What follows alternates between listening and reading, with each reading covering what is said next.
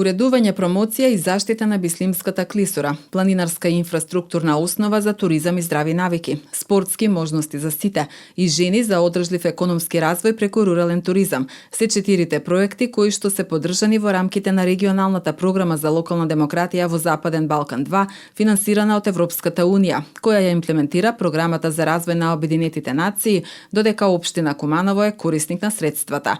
Вредноста на доделените грантови изнесува околу 4,2 милиони денари, од кои 871.000 денари, односно 21% се учества на општината.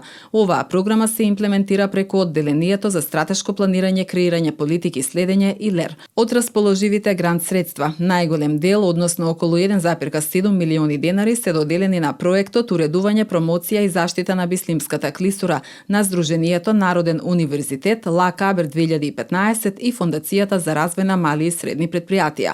Целта на проектот се активности за зголемена туристичка понуда на Бислимската клисура, нејзина еколошка заштита, учество на локалното население во туристичката понуда и промоција и иновативни техники за дигитализирање на содржините. Очекуван резултат е зголемен број на посетители за 30% во наредните 5 години.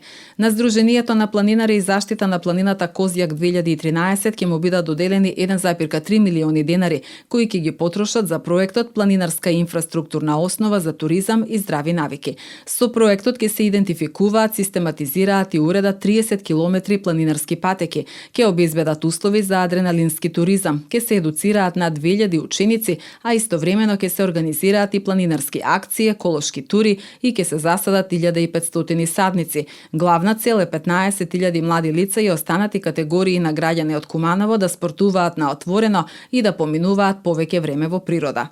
Спортскиот младински клуб Динамик и планинарски велосипедски клуб се поддржани со 545.000 денари за проектот Спортски можности за сите. Целта е да им се овозможи на лицата со попреченост да учествуваат во рекреативни спортски активности за подобрување на квалитетот на нивниот живот, низ примена на нови иновативни идеи за учење и унапредување на нивното ментално и физичко здравје.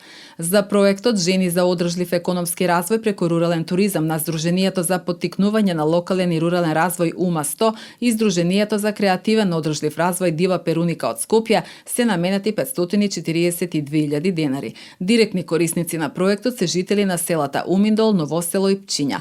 Посебен акцент е ставен на невработените жени, кои што имаат потреба од обука и менторство за стекнување со основни познавања од областа на рурален туризам. Главна цел на РИЛОА 2 програмата е зајакнување на партнерството помеѓу локалните власти и граѓанското општество, со што ќе се придонесе за поголемо граѓанско и младинско учество во процесите на носење одлуки.